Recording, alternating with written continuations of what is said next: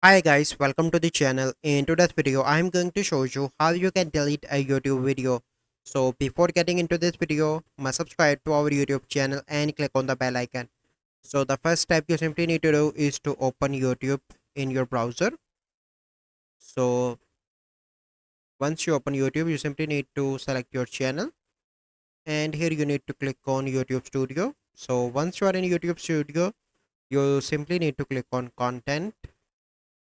So let's suppose I want to delete this video, you simply need to click here and click on three dots and click on delete forever, and then you simply need to check this box that I understand that deleting is permanent and can't be undone, and then you simply need to click on delete forever. So let's suppose you want to delete all videos, so you simply need to click here, select all, and here you can see that all videos are selected.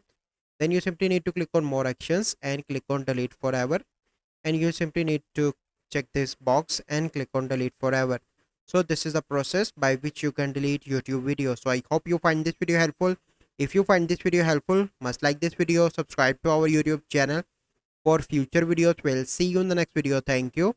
Have a good day.